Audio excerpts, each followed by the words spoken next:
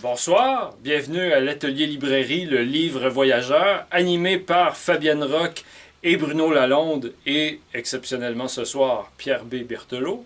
Nous sommes à Montréal le 9 janvier 2023.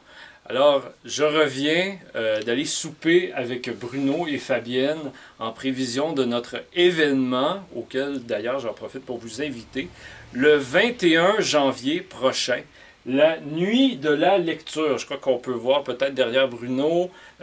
Oui, voilà, donc l'événement du 21 janvier qui va être de 20h à 3h du matin, donc dans la nuit de samedi à dimanche dans 2 semaines. Et donc, ben voilà, Bruno, c'était l'entrée en matière. Excellente entrée, j'en suis ravi. Et nous servirons du champagne. Oui, il faut le dire. On va inviter, on compte inviter 25-30 personnes au cours de cette soirée, qui, comme Pierre l'a dit, va débuter à 20h et qui va se conclure à 3h du matin. Mais à partir d'1h30 le matin, on va ouvrir 2 bouteilles de champagne. Oh. Oui, 2, parce qu'on présume bien qu'il y aura une foule abondante. Si on est 32, il va y avoir... ouais, c'est ça. Et suite au bon conseil de Fabienne, dont vous avez entendu la rieuse voix, nous allons faire une soirée sous le signe de l'improvisation et de la légèreté. Alors, ça va être 2 séquences une de 3 heures, une de 4 heures. Et les gens vont recevoir un carton où ils vont commencer la soirée et après, les autres vont enchaîner. Il n'y aura pas de temps imparti. Ça pourra être très court. Des gens vont lire des textes de leur cru ou des textes qu'ils auront choisi d'apprendre ou voilà, qu'ils pourront trouver sur l'un ou l'autre des nombreuses tablettes qui ornent la librairie. Oui, on a l'embarras du choix. Hein? Oui. Et donc, c'est la nuit de la lecture. C'est pas une nuit de la poésie, mais bien sûr, la poésie est la bienvenue. Mais, comme disait Bruno, si on se sent même un peu aventurier, peut-être qu'après le champagne suivra une lecture assidue et très consciencieuse d'Emmanuel Kant. Moi, j'espère que non, mais bref, on verra. T'espères que non? Non, je dis ça en blague. Il n'y a aucun sujet n'est tabou. Tous les écrits. Même le bottin téléphonique, tu m'avais dit, Bruno. Ouais, si on en trouve un, parce que les bottins téléphoniques sont quand même devenus des objets vintage de collection, difficiles à trouver aujourd'hui. Mais justement, ça pourrait être le prétexte à un retour dans le temps très intéressant. Donc, avec des commerces qui n'existent même plus, des rues qui ont changé de nom. Mais tu connais l'écrivain français Claude Roy? Oui, les chercheurs de Dieu. Bravo. Et c'est un de ses derniers livres qu'il a écrit avant de passer l'arme à gauche. Claude Roy est venu au Québec à un moment donné. Ah bon? Il est venu au Québec et il s'est retrouvé avec le fameux dit bottin téléphonique et il a mis dans un de ses livres la page où il y avait une multitude de Claude Roy. Son étonnement de découvrir que Montréal était envahi de Claude Roy l'avait épaté. Et ça avait été l'objet d'un chapitre d'un de ses livres. Je ne crois pas que c'est Les chercheurs de Dieu. Non, mais je serais très curieux de retrouver ce texte pour samedi le 21. Oui, mais là, tu te vois en train de lire Claude Roy, domicilié au 2750 rue Marquette. Ben, à moins que ce soit sur son texte, mais je crois pas que... Oui, il y avait les adresses, il y avait seulement mis les noms. Il y avait mis les noms et les adresses et les numéros de téléphone. Il n'avait pas commenté, il n'avait pas... Il avait dit son étonnement de retrouver autant de doubles. Il a écrit autour, c'est ça que je voulais... Il a écrit autour de ça. Oui, il a dit son étonnement et sa surprise. Mais il a photocopié ou il a retranscrit tous les Claude Roy de la ville de Montréal, qui étaient très nombreux du temps de Claude Roy. Claude, non pas Roy, mais Claude Roy. Claude Roy, voilà. Pourquoi on dit toujours, comme par exemple, Patrick Roy? Pourquoi? Qu'est-ce que, comme toi, tu t'appelles Pierre B. Berthelot? On dit pas Pierre Berthelot, Non. par exemple. Ah non, c'est Pierre B, puis B, c'est Bernard, c'est... Oui, c'est pour Bernard. C'est C'est le vrai, nom de c'est pour famille de Bernard? maman. Oui, c'est Ah, ben décidément, d'accord. tout à fait. Et Claude Roy, c'est... Ou Patrick Roy. Pourquoi on glisse un E Je ou ne m'y un... connais pas assez en linguistique D'accord. pour répondre. À suivre. Donc, ça, si on voulait parler de Claude Roy, Voilà. faudrait que ça coupe. Et là, si tu me permets, Bruno, Ouais, je te permets. il y a un sujet qui vient, ou une question qui vient probablement en tête des gens qui écoutent les vidéos sur ta chaîne. Qu'est-ce que Bruno et Pierre font ensemble dans une vidéo sans commencer à parler d'Henri Miller? Ouais, d'accord. Ouais, d'autant plus qu'on avait promis en août 2021 qu'il y aurait une suite à cette première vidéo. On avait promis ça. Mm. Mais comme dit Picasso, les grands hommes ne tiennent pas leurs promesses. Oui, et comme disait Elsa Triolet, toujours c'est aussi long que jamais. Ah ben voilà, ça c'est quand donc, même un point qui vient de me l'affirmer. Et, C'était pas le but, et- mais bon. mais j'avais pris, suite à ton initiative, j'avais pris en note un des logis dans lesquels il a logé à Place Clichy. Oui, Je sais pas si tu te souviens de Oui. ça. Et je me suis retrouvé Place Clichy. Et je sais pas si ont changé les numéros, ou peut-être j'étais mal luné ou je ne sais trop, mais j'ai pas retrouvé l'appartement dans lequel a logé Henri Miller. Et j'avais trouvé aussi, peut-être aussi en août 2021, Paris est désert, et il y avait encore aussi des restes de la pandémie. Donc, il y avait une sorte d'atmosphère un peu à la fois triste, à la fois glauque, à la fois... par contre, Paris reste magnifique. Mais la place Clichy m'avait paru tristounette. Et l'évocation de Miller me semblait bien lointaine. mais peut-être que en ce moment, dans le Paris post-pandémique, vit un futur Henri Miller qui reste à découvrir. C'est une question que je me Parce pose qu'il y a depuis... quand même une certaine ressemblance dans l'ambiance générale, surtout en France en ce moment, et le monde post-pandémique, et le monde de Paris de la Grande Dépression. Mais Pierre, là, t'évoques la possibilité d'une naissance, d'une apparition d'un Henri Miller. D'un Henri Miller du 21e siècle. Ouais, mais je veux dire, moi c'est drôle, j'ai pas l'impression que c'est possible. Je vais dire pour un peu Pourquoi? Ben c'est ça, je vais y venir. OK. D'abord, il faudrait dire qu'est-ce que Henri Miller a apporté. Oui. Il faudrait d'abord définir. Finalement, on va parler d'Henri Miller dans la vidéo après tout. Tant mieux. Tant mieux. Qu'est-ce Vas-y. que Henri Miller a apporté? Je veux dire, aujourd'hui, en 2023, quel serait l'héritage d'Henri Miller? Et je sais, peut-être c'est avec toi j'en ai parlé, ou j'en ai peut-être parlé dans l'une de mes innombrables vidéos. J'ai lu il n'y a pas si longtemps que Miller, si c'était à refaire, il n'écrirait pas. Oui, j'ai lu ça aussi et tu m'en as parlé. OK. Et j'ai été assez étonné par ça, parce qu'il disait simplement que si c'était à refaire, sachant ce qu'il sait, il se contenterait de vivre simplement. Et tu me diras, c'est quoi le lien entre...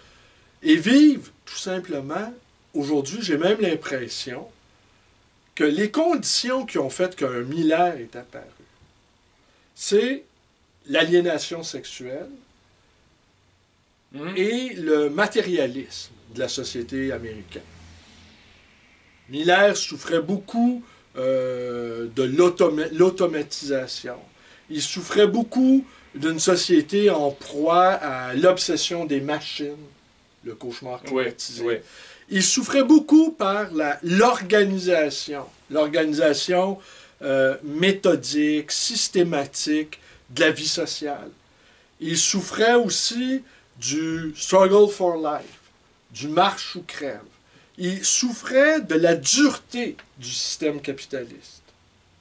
Et il jugeait que cette aliénation était conjuguée à une aliénation sexuelle. Et que pour lui, il fallait faire sauter les verrous. C'est-à-dire, verrou de l'aliénation existentielle, du mode de vie nord-américain, verrou de l'aliénation sexuelle où à la fois les Américains, les Nord-Américains plus largement, étaient à la fois ligotés dans leurs désirs et à la fois désobsédés. Alors, évidemment, lui, comme écrivain, il a montré ça, il a montré comment s'en défaire. C'était par l'exercice de la liberté et l'exercice de la libre expression. Miller s'est exprimé largement sur ces deux sujets-là. Et aujourd'hui, cette aliénation est, à mon sens, plus grave que jamais. Et Miller craignait aussi d'être broyé par le système. Alors, il craignait de finir clochard, il craignait de finir à l'asile. Et en quelque sorte, l'écriture aura réussi, du moins, à l'empêcher de tout à fait sombrer dans la folie. Oui. Mais, ce que j'ai cru comprendre, c'est qu'à la fin de ses jours, dans son grand âge, il jugeait que l'écriture était également une forme d'aliénation. D'accord, un peu comme... OK? Vois-tu où je nous entraîne? Moi, j'ai Antonin Artaud en tête, mais on pourrait faire d'autres liens. Rimbaud. Rimbaud. Blaise Cendrars. Ouais, des gens qui ont donné des œuvres assez magistrales, mais pour finir, la vraie vie n'est pas là. La vraie vie est ailleurs. La vraie vie est ailleurs. Ouais. Oui. Mais elle est où aujourd'hui? Elle serait où aujourd'hui? Tu vois, c'est pour ça que je dis, oui, un Miller, on pourrait le souhaiter, on pourrait l'appeler de toutes nos forces, on pourrait le désirer intensément. Et une Anaïs Nin aussi, même. Bon, ça sera l'objet d'une autre vidéo peut-être. Ouais. Donc, tu saisis les conditions pour faire naître un Miller? Les conditions pour faire naître un Miller, d'après moi, sont là, mais ne seront visibles qu'après coup.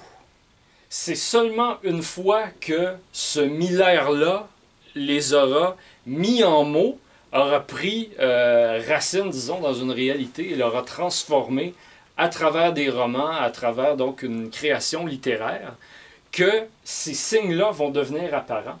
Mais là, il sera déjà trop tard, puis le monde sera déjà changé. Je crois que c'est ce qui risque d'arriver. OK. Moi, tu vois, je pense que, à mon sens, oui. Je pense que l'apparition d'un Miller, je pense que quelqu'un qui aujourd'hui se risquerait à faire sauter les verrous comme lui l'a fait, succomberait à très, très, très, très brève échéance. Parce que, oui, je suis d'accord, comme Miller a souffert de l'expulsion hors de la France, il s'est ramassé en Grèce en 1939, au début de la guerre, puis son passeport avait été annulé dans le Colosse de Maroussi, je crois, qui en raconte le récit.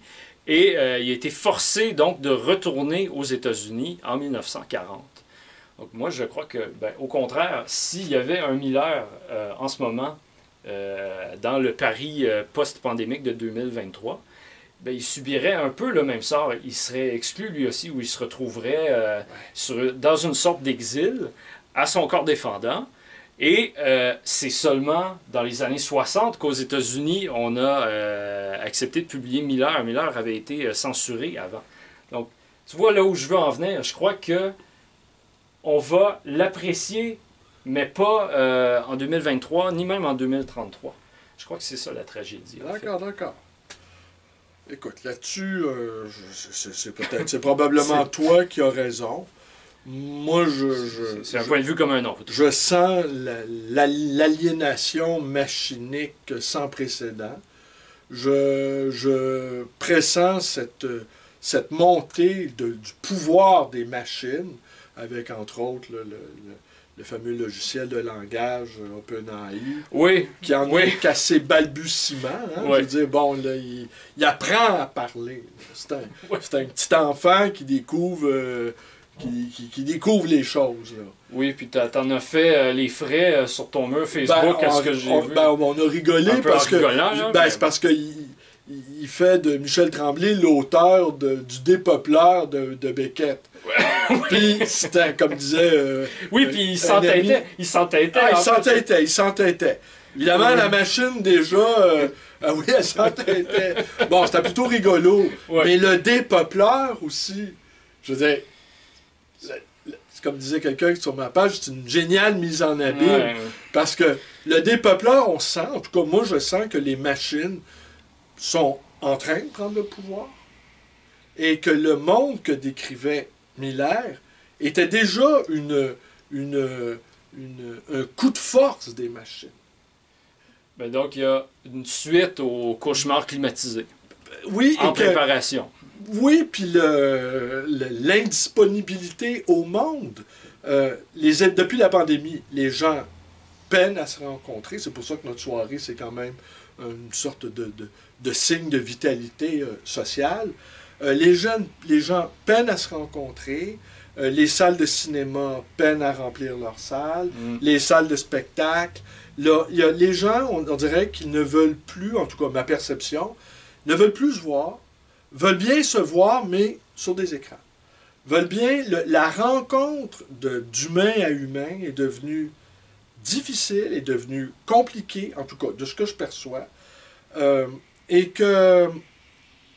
Parce qu'on est entouré d'objets qui nous chosifient, on est entouré d'objets qui nous éloignent des uns les autres, on est entouré d'objets qui font écran entre la réalité et nous, on est entouré d'objets qui font écran entre les autres et nous. Quantité de gens vivent leur vie sexuelle sur des écrans, des écrans interposés. La rencontre est devenue de plus en plus aléatoire. Et même, il y a quelqu'un qui me faisait remarquer que même l'art de la conversation, qui est au fond un art né de l'ennui, d'accord? À une époque des salons, on va dire, les époques avant la télévision, avant la radio, où les gens vivaient dans les villages, ou même s'ils étaient nombreux à ne pas savoir ni lire ni écrire, l'art de la conversation était un art nécessaire. Tu avais l'obligation de ne pas ennuyer ton vis-à-vis. Oui, je vais paraphraser Mathieu Bellil qui disait que parler vient du besoin anthropologique de briser le silence. Ça prend quelqu'un dans un groupe pour dire quelque chose sur ce qui est en train de se passer. Oui, mais briser le silence, oui, mais pour en revenir à cette affaire-là de l'art de la conversation, si on n'est plus en position d'entrer en interaction avec les autres, si on peut observer le spectacle de la vie humaine à travers une petite lucarne, on n'est pas obligé d'interagir avec la lucarne.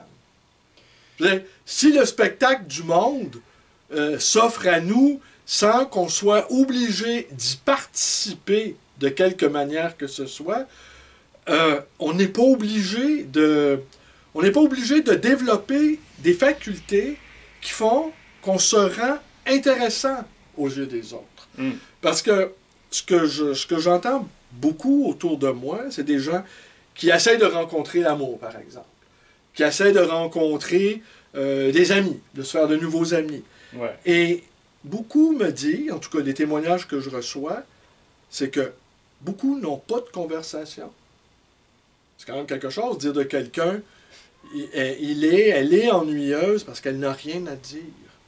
où ce qu'elle a à dire, ce sont des lieux communs glanés sur un écran ou sur un autre, ou dans le journal, ou n'importe quel commentateur politique. Qu'au fond, la banalité de l'ex... Ouais, ça c'est Ginette qui détache, je sais pas ce qu'elle fait, mais en tout cas... La vie imprévue. Exactement, mais on la voit pas, Ginette. Et que cet art-là, donc, cet art-là de la conversation, avant les médias, avant la télévision, la radio, c'était une nécessité sociale. Je veux dire, tu te réunissais au cœur du village ou sur le parvis de l'église, il fallait nécessairement que tu aies développé une capacité langagière pour rentrer en contact avec les autres. Et que les gens, au fond, se désennuyaient les uns les autres par la parole. Et qu'il n'y avait pas juste le conteur, qu'il y avait aussi... Et il y avait une multitude de conteurs au Québec aussi. Ah ben oui, ça a été une très longue, très riche culture. Oui, puis comme on est issu surtout d'une culture orale, bon. Alors comme la fibre culturelle du Québec, c'est la culture orale, alors forcément, il y avait là-dedans des virtuoses. Il y avait des gens qui poussaient très loin l'art de raconter. La mémorisation, la rythmique, donc c'est la langue comme musique, alors, regarde, la mémoire comme musique. Ce que je veux dire, Pierre, pour revenir sur ta affaire de l'art de la conversation... Ah, c'est sans filet, hein? Donc okay, c'est improvisé. Pour en revenir sur l'art de la conversation, c'est comme ce n'est plus nécessaire d'exercer cet art. Oui. Il n'y a plus de nécessité d'entrer en relation, puisqu'on est devenu des espèces d'autistes, retranchés dans nos appartements, retranchés dans nos bulles, dans notre solitude. Ça devient extrêmement périlleux, non seulement d'entrer en relation avec autrui, mais d'intéresser autrui. Et ça devient périlleux aussi de ne pas subir l'ennui que les conversations d'autrui peuvent nous asséner. Je donnais pour exemple... C'est intéressant. Ouais, c'est intéressant. Parce que... je crois aussi qu'on oublie à travers tout ça, à travers ces multiples écrans-là, qu'on voit ici, et qui sont partout autour de nous. Je crois que aussi, à travers ces écrans-là, il y a un désir de filtrer toutes les choses qui peuvent heurter, qui peuvent blesser, qui peuvent frustrer, en fait, un besoin d'être rassuré, un besoin d'être compris tel qu'on voudrait être comprendre, hein, comme le passage dans Gatsby le Magnifique. Hein, quand Nick Carraway, le narrateur, rencontre Gatsby le Magnifique pour la première fois, il y a un passage où il décrit qu'il lui serre la main et puis c'est le type de poignée de main qu'on reçoit peut-être 4 ou 5 fois dans notre vie où on est vu exactement tel qu'on voudrait être vu, on est compris au meilleur de nos capacités en voyant le potentiel à l'intérieur de nous. Donc je crois qu'il y a le désir qui est toujours là, au fond, et qui est soumis à toutes sortes de distorsions par ces écrans-là. Mais le désir demeure. Et donc, malgré qu'on soit dans un statut, tu disais, autiste, déconnecté, déphasé. Je dirais affaibli.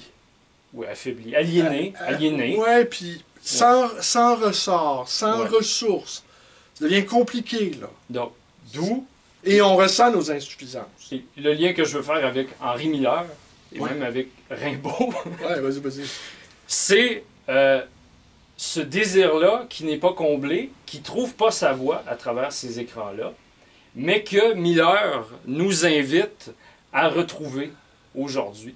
Et donc, il faut risquer d'être choqué, il faut risquer de heurter nos perceptions, notre désir d'être rassuré, justement en lisant des choses qui ne sont pas rassurantes, mais qui font vibrer le désir qu'on a à fleur de peau et qui n'arrive pas à passer à travers les écrans. Mais, écoute, je voudrais rebondir sur ce que tu dis sur Miller, par exemple, puis faire un lien avec ma propre assertion, si tu permets. Vas-y. C'est que Miller, c'est un homme de conversation.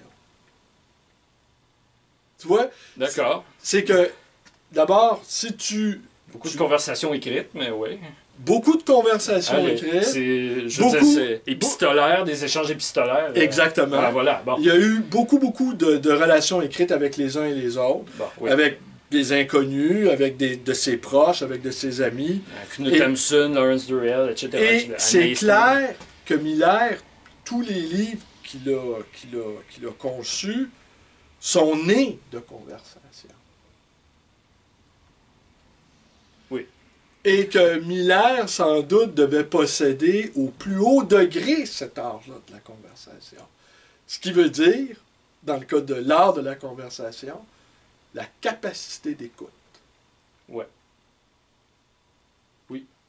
Pas juste écouter parce que t'attends que l'autre ait fini pour placer ton idée. Voilà, voilà. T'écoutes parce qu'il y a quelque chose à retirer de cette écoute-là. Ah, voilà. Donc là, il y a quelque chose à à recevoir de cette écoute-là. C'est un échange. Une discussion, c'est un échange. C'est pas justement, comme tu dis, on attend Ben, souvent, souvent, les dialogues, ça ressemble à ça. Tu as fini de parler, ok, c'est à mon tour à parler. Ouais. Puis ça ressemble à des délibérations à l'Assemblée nationale. Ouais, ou à un groupe Facebook, oui. Avec un agora Facebook qui est une forme bon, en tout cas, c'est assez étonnant des fois les échanges qu'on peut retrouver sur Facebook parce que c'est souvent sous le signe de l'anathème, c'est souvent sous le signe de la confrontation, c'est souvent sous le signe de l'esbrouf au niveau de l'écriture. Ouais. Et d'un déploiement d'une sorte de néo-puissance intellectuelle, je dirais. Oui, qui dissimule souvent une très grande fragilité mal comprise. Enfin. Donc, pour revenir les témoignages que je reçois, dernièrement, j'ai des amis qui cherchent à rencontrer d'autres gens. Oui. Et par les applications. Bon. Et leur déconvenue est grande parce que ce qu'ils me disent, les gens qu'ils rencontrent n'ont rien à dire. Moi, j'ai une question. S'ils n'ont rien à dire, savent-ils écouter? Je pense que tu ne peux pas avoir quelque chose à dire si tu ne sais pas écouter.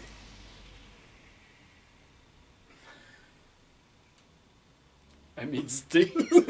Honnêtement. À méditer. Parce qu'on est nourri par la parole des autres. Oui. Et tu sais, juste dans le commerce, même dans le petit commerce tel que le mien, il y a plus de profit à écouter que parler. Ben, les langues, comme les êtres, sont des choses vivantes. Si elles ne circulent pas, elles meurent. Ouais, mais quand quelqu'un rentre ici, par exemple, et qui, outre s'il cherche quelque chose de précis, il attend de moi que je lui dise quelque chose par rapport à sa propre envie ou à son propre désir. Et là, ça demande une écoute très fine. Au juste, que cherche-t-elle? Que cherche-t-il? Qu'est-ce qui l'anime à franchir le seuil de la porte d'une librairie où vont être assemblés des milliers de livres avec un type derrière son comptoir qui a l'air d'un personnage un peu étonnant parce que c'est quand même moi le maître de ces lieux. Tu es très étonnant, en effet, Bruno. mais, au sens positif. Mais moi, pour pouvoir percevoir ce qu'ils désirent, sans même parfois qu'eux-mêmes le sachent, je suis obligé d'être à l'écoute. Je suis obligé d'être à l'écoute de ce qu'ils ne me disent pas. Et qu'ils ne se disent même pas eux-mêmes. Donc, et sans compter toutes les confidences que je reçois. Inopinées, involontaires, malaisantes parfois. Parce que parfois tu reçois des confidences, tu dis « Oh, j'aurais pas dû entendre ça. » Ouais. Tu comprends? C'est les risques du métier. Ah oui, il y a des fois, oh non, par pitié, je ne veux pas entendre ça. Mais une fois que tu l'as entendu, c'est comme si tu étais foudroyé par quelque chose. Tu ne peux plus revenir en arrière. La parole a été lâchée et elle m'a mordu les mollets. Tu comprends? Mais donc, tu vois, ici, il n'y a pas d'écran. Ici, on est dans le contact direct, on est dans la conversation avec tout ce qu'elle a de chaotique, mais aussi de potentiellement très beau. Et Tu te souviens ce que Dimitri Karamazov, dans les frères Karamazov, disait de la beauté? Je cite de Elle mémoire. sauvera le monde? Non, c'est pas cette citation-là. Oui, Ouais, ça, c'est la c'était plus pas connue, celle que là. j'avais en tête. C'était la beauté, c'est une chose affreuse et terrible. Pourquoi? Parce qu'on ne peut pas la définir. Donc, il faut en discuter. Il faut en discuter. Et c'est un combat. Ça, et c'est la fin Ivan de- qui disait ça? Ivan? Oui, je Ça doit crois. être l'intellectuel, Oui, oui, sans doute, c'est oui. pas, c'est Pas pas l'autre. Alyosha qui disait ça. Je mettrais mon... Dimitri. Je mettrais ma main au feu. Mais donc, dans le fond, la beauté, c'est le combat entre le Dieu et le diable. Et le champ de bataille, c'est le cœur de l'homme. Ah ben là, décidément, écoute, tu frappes fort, là. Donc, c'est ici que ça se joue. Dans le cœur des gens qui viennent chercher quelque chose. Écoute, oui, non, évidemment, évidemment que On je peut suis conclure d'accord. là-dessus. Là. Évidemment que je suis d'accord. Évidemment que je suis d'accord. Mais on pourra en reparler. Mais assurément, je J'espère. dirais pour les Avant 2025. oui, puis pour les cœurs esselés, pour les gens en manque de contact humain, j'aurais envie de dire, il faut absolument, impérativement, que vous développiez, que vous trouviez le moyen de développer l'art de la conversation. Et de vous trouver des vis-à-vis qui soit maîtrisent cet art de la conversation ou aspirent à le maîtriser. Et ça m'a... Parce que ces derniers temps, j'ai entendu beaucoup de gens qui essayent d'entrer en contact, comme je te dis, qui sur des applications et qui reviennent penauds, me confiant, cette personne-là n'a rien à dire. L'ennui, il y a des gens qui distillent l'ennui. Il y a des gens qui provoquent un ennui indicible. Au bout de quelques minutes qui peuvent sembler interminables, tu te sens t'enfoncer dans une sorte de marécage, dans une sorte de marasme, parce qu'il n'y a aucun rebondi, il n'y a aucune fantaisie, il n'y a aucun imprévu, il n'y a aucun angle d'attaque, et puis c'est des parois lisses. Ouais. Tu essaies de... Puis tu y parviens pas, puis tu essaies même, tu déploies des efforts inimaginables pour essayer de créer quelque chose dans leur esprit, et ce n'est que désert, ce n'est que froid polaire. que froid polaire. Glacial, même. Et là, tu te dis, ouais, je pense que je vais retourner devant mes téléséries. Non, mais... Oui. Et ça, je pense que j'aurais envie de dire, c'est peut-être ce dont on souffre le plus. C'est pas juste de nos mauvaises manières, mais de cette absence de capacité à maîtriser l'art de la conversation. Tu m'avais dit un jour, Pierre, une des choses les plus difficiles que tu peux tenter de faire dans ta vie, c'est de vivre à la hauteur de tes désirs. Ah oui, ça, je t'ai dit ça. Hein? Je te dis qu'entre ça, puis les frères Karamazov, vivre à la hauteur. on est au même niveau de difficulté. Là. Ah oui, puis vivre à la hauteur de ses désirs, là, d'abord, il faut pouvoir les définir. Il faut pouvoir s'allonger. Au moins se laisser les ressentir. Ouais. Qu'est-ce que tu désires vraiment? Et par quoi ça passe? Si ce n'est pas par la conversation, le langage. Ouais. Ouais. Et aussi l'introspection, l'honnêteté envers soi. Ce qu'on veut vraiment. Pas ce qu'on veut pas, parce que ce qu'on veut pas, de toute façon, ça ne nous intéresse pas. Mais ce qu'on veut vraiment. Qu'est-ce qu'on veut vraiment? Quelles sont les choses pour lesquelles on ferait des efforts inimaginables pour les obtenir? Ou pour arriver à une situation ou à un état? C'était dans ce sens-là, être à la hauteur de ses désirs. Tu veux être ça? OK. Qu'est-ce que tu peux faire pour te hisser au niveau où tu peux le faire? Mais ça, d'abord, il faut savoir ce qui nous anime. Tu sais, dans la chanson là, de Luc Plamondon, hein, pour rester dans des citations un peu moins hautes que Dostoïevski. Oui, on va redescendre un peu, là. on va descendre pas mal, même. Je sais pas ce que j'aime, c'est ça mon problème. Ah oui. Et ça, c'est une autre chose qu'on entend souvent. Je sais pas ce que j'aime. Pour moi, ça, c'est une phrase inimaginable, là. Mais qu'on entend. C'est Je sais une pas. très grande tristesse. Je ne sais pas ce que j'aime. C'est ça mon problème. Ouais, là. Une très grande tristesse. L'espèce d'absence, moi, j'en impute cette débilité-là d'être. J'en impute la faute à une société régimentée, cadastrée, et où on est confronté très tôt dans l'existence. L'enfance, je veux dire, tous les enfants entre 1 an et 5 ans, c'est des génies. Tu les retrouves 10 ans plus tard, allongés sur le sofa, en train de jouer avec leur PlayStation. Tu dis, on est passé des génies à quoi au juste? Ouais, bon, génie. Non, mais génie, t'apprends à marcher. Entre 1 et 5 ans, t'apprends à parler, t'apprends à marcher, Oui, t'apprends à oui, écrire, t'apprends à compter. Je veux dire, en 4 ans, t'as tout compris. Qu'est-ce qui se passe 10 ans plus tard? Tu prends le même individu, de 5, tu le remets 10 ans plus tard, il y a 15. Il n'y a plus rien qui l'intéresse. Il n'y a plus le goût de lire, il n'y a plus le goût d'écrire. Bon, je veux dire, qu'est-ce qui fait qu'on passe de créatures plutôt géniales à d'individus relativement insignifiants dans un bref temps? Qu'est-ce qui se passe? Et ça, c'est les normes sociales qui font ça. C'est l'obligation de se conformer à des normes absurdes. C'est l'éducation qui fait ça. En un mot, ça devient monstrueux, l'éducation, dans ce contexte-là. Une certaine éducation, peut-être. Une certaine éducation. Oui, mais dont la plupart ne sortent pas vivants. Là. La plupart des gens ressortent massacrés par l'éducation. Je veux dire, l'éducation, ça les achève, là. Ils partaient avec un potentiel extraordinaire, et puis tu les retrouves, OK, certains d'entre eux réussissent à avoir de bons emplois, mais la fibre de vie, la créativité, l'inventivité, Non, mais le mouvement a disparu de leur existence.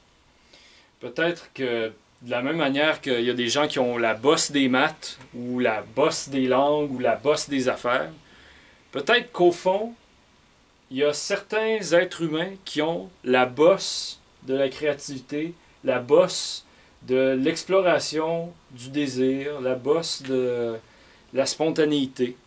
Puis, en fin de compte, c'est surtout vers eux qu'il faudrait se tourner. C'est pas les modèles qu'on s'est donnés. Ben, pas si on veut des gens faciles à contrôler, non. Parce que c'est pas ces traits-là qu'on encourage à développer. On encourage l'obéissance, on encourage l'obéissance, on encourage la servilité, on encourage... la désobéissance n'est pas une valeur première. La désobéissance foncière, là, faire à sa tête, là, c'est pas... Faut être intelligent pour être bien désobéissant. Et puis c'est dangereux. Tu vois, il me semble que les propos que je tiens, c'est des propos que n'eût pas désavoué Henri Miller. Me semble que non.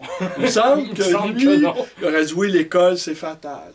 Oui, ben lui-même... Le travail, c'est fatal.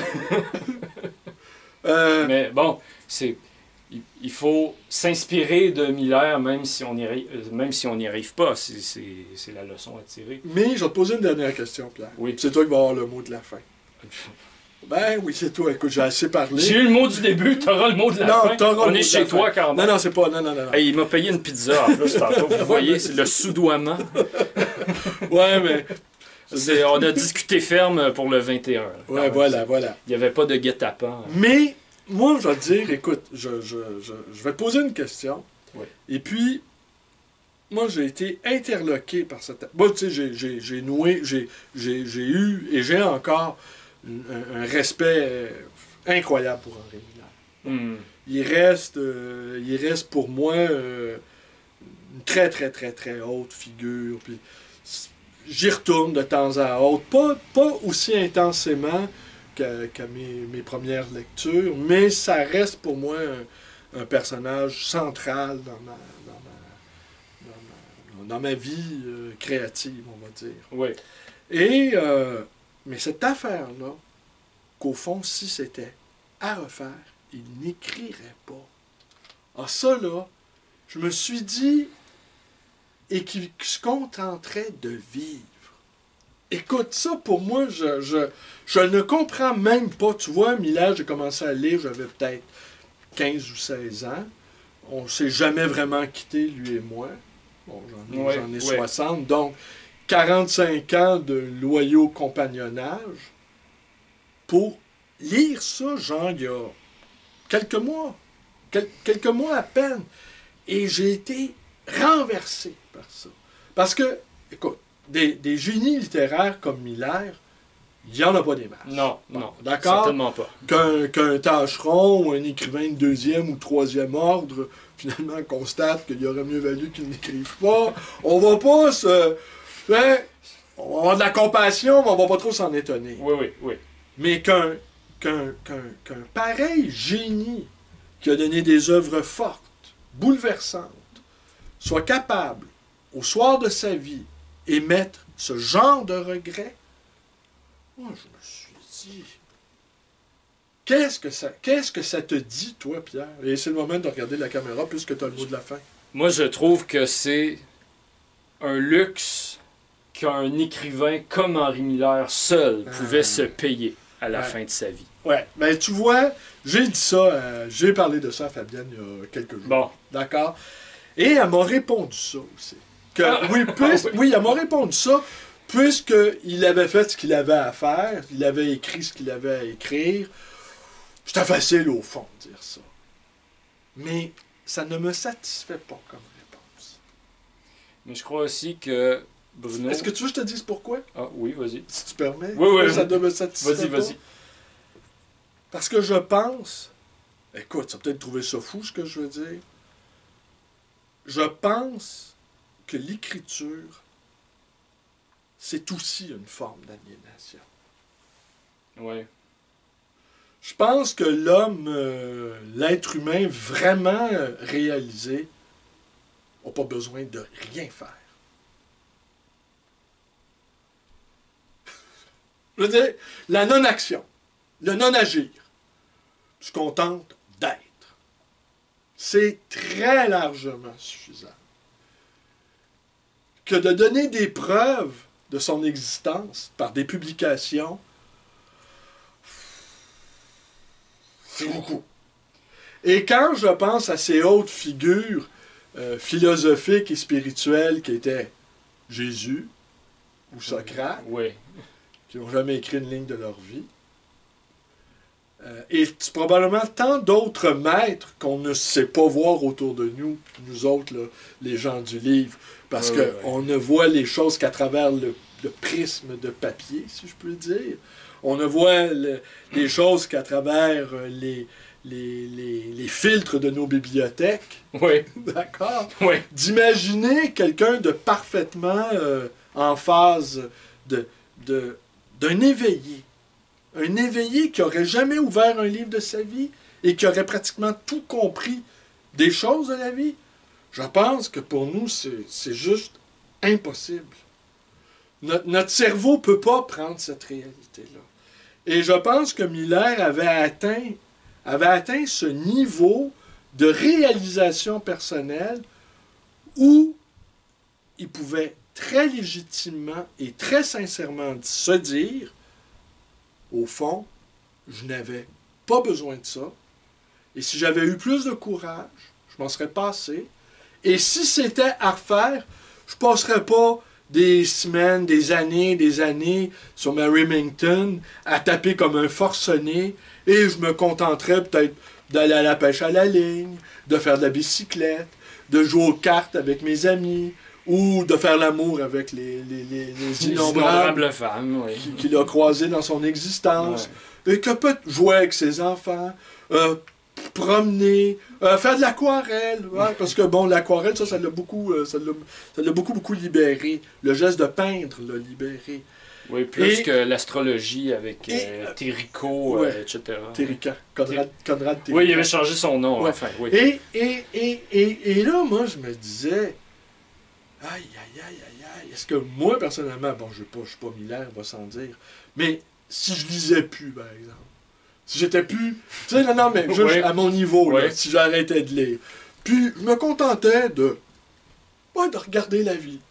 De me dire, ouais, c'est bien tout ça. Et que, pourquoi je me casserais le bessic à échafauder toutes sortes d'affaires ou... Pourquoi même je réfléchirais? Pourquoi je ne contemplerais tout simplement pas la vie avec un parfait détachement? En me disant, c'est assez formidable d'exister. Tu vois, il y a 3 nuits, je te raconte ça entre nous, simplement. Oui. C'est assez effrayant, la confession que je m'apprête à te faire. Mais vraiment, entre nous... Je suis prêt. Oui. Il y a 3 nuits, je me suis réveillé en plein milieu de la nuit. Et j'ai été tout à fait soulagé que mes parents soient morts. Je me suis dit, Ah oui. maintenant, il n'y a plus d'intermédiaire entre l'univers et moi. Que D'accord. j'étais débarrassé des chaînes biologiques. Qu'au fond, maintenant, c'est quasiment entre Dieu puis moi. Que mes parents étaient des entraves à ma relation avec le grand tout cosmique. Et j'ai éprouvé un sentiment de bien-être. J'en ai parlé à un ami qui écoute mes vidéos de temps à autre, puis qui connaît un psychologue, qui a fait Oui, oui, oui. puis qui a une formation de psychanalyste, et puis qui a travaillé sur les questions du deuil, entre autres. Je l'ai interrogé, je dis, est-ce que c'est normal d'éprouver un tel sentiment de libération? Il dit, oui, c'est bon, c'est... Ah, ben, j'étais content quand même de voir que mon expérience n'était pas si insensée. Mais, ce que je veux dire, au fond, c'est que juste d'être en relation avec la vie, d'être en relation avec l'univers, puis forcément avec des gens de qualité, c'était l'essentiel de la vie. Au fond, le reste, là, Mais il y a tellement de livres qui permettent justement d'entrer en relation. c'est vrai. Mais peut-être quand on laisse vraiment Surtout- les livres... Surtout avec des gens qu'on n'aura jamais l'occasion de rencontrer.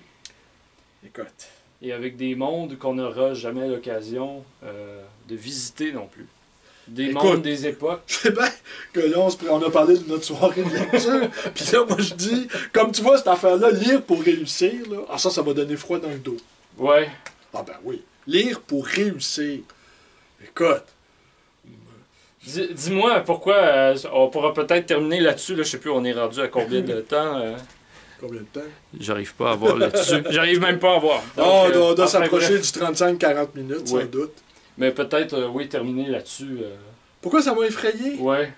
Ben, c'est l'instrumentalisation de la lecture à des fins de réussite scolaire et à des fins d'inclusion dans la société. Tu comprends? Ouais. Et vu comme un outil normatif. Pour moi, lire, c'était, on prend la clé des champs, là. On déguerpit. Mhm. On se sauve de là. On se barre du cauchemar climatisé. Pas on reste assis sur les bancs d'école. On prend le maquis. On se sauve à Ouais. toute vitesse. Lire pour se sauver. Ça devrait être ça la thématique de la soirée. Lire pour se sauver. Ouais, dans, Venez vous sauver. dans tous les sens, dans le sens salvifique, Oui, oui, oui, oui. puis dans le sens Oui, d'évasion, oui, oui, oui. De Dans le fuite, sens- oui. de fuite et de réalisation. Donc, Bruno, venez vous sauver samedi Ben, je le pense- 21 janvier. Et ça va être le titre de la vidéo, Lire pour se sauver. C'est parfait, c'est un excellent Ça te convient, ça, Oui, comme titre? parfait. Écoute, Pierre, j'ai pris beaucoup de... J'ai parlé beaucoup. C'est intéressant. Moi, je le trouve toujours intéressant. Donc, La bonne nouvelle de cette vidéo-là, c'est que ce soir, tu ne seras pas obligé de nous écouter. non, j'aime pas tellement m'écouter. Ben, moi non plus, je le fais jamais. Non. On peut être ça une autre confession qu'on peut faire. Ben, moi, je je ne te- m'écoute jamais. Ben, moi, je vais te J'enregistre. dire, t'es très bon. Ah, ça, je sais, t'es gentil, tu me dis ça. Mais toi, t'as quasiment tout écouté ce que j'ai fait. Fait que Oui, bon, ben, presque, t'es- presque. voilà, presque. T'es un genre de bon juge, on va dire. Mais moi, je ne m'écoute jamais. Bon. Jamais, jamais, jamais, jamais. Quand j'avais d'anciens appareils, je m'écoutais pour voir si la vidéo avait été enregistrée. J'écoutais la fin, voir si on m'entendait, OK, bonne nuit. Ouais. Et, bon, OK, ça a fonctionné. Bon, bon. Mais avec mes nouveaux machins, je n'ai jamais écouté une seule fois. Il y en a peut-être 2, 3 que j'aimerais retranscrire. J'ai commandé un bidule, tu sais, Dragon, là, le logiciel Dragon. Je me suis dit, ah, D'accord. parce que justement, tu sais, de fil en aiguille, lors de la conversation, ou du monologue, là, dans le cas échéant, avec la caméra, ça pourrait être, si, avec le logiciel Dragon, ça transcrit toutes tes paroles. Oui, ben il y a des logiciels pour reconnaître, voilà, générer des sous-titres voilà. automatiques. Et automatiquement. j'en ai commandé un sur un site bien connu, sauf que j'ai pas commandé le bon bidule, j'ai pas d'appareil, pas que je l'ai donné à Fabienne, c'est pas si grave. Mais il y a 2, 3 vidéos, je me disais, ah, ça, une transcription écrite, ça pourrait être intéressant. Mais j'aimerais bien que ce soit des machines qui font, tu vois, pour le paradoxe. Oui. J'aimerais pour, pas. continuer. J'aimerais pas que ce soit un être humain, à commencer par moi, qui s'échine à retranscrire laborieusement toutes les pensées qui me sont venues spontanément, mais que la machine, elle enligne les phrases, là, puis après ça, j'appuie sur un bouton, puis ça imprime tout ça, puis voilà du texte. On sait pas quand c'est le cul. Non, voilà. On met la machine à notre service. Pour une fois. Écoute, Pierre, je te remercie infiniment. Merci beaucoup. Merci. Alors, je vais me glisser derrière toi pour aller fermer le bidule. Fait que tu peux regarder la caméra, tu leur dis... Je me glisse aussi non, avec toi. Tu te dis... Non, mais tu te dis, moi, je me glisse derrière la caméra. Oui. Et tu leur dis bonsoir et à demain. Bonsoir, à demain pour de nouvelles aventures avec Bruno Lalonde et Fabienne Roch, l'atelier librairie, le livre voyageur à Montréal. Ça, c'est super. Bon.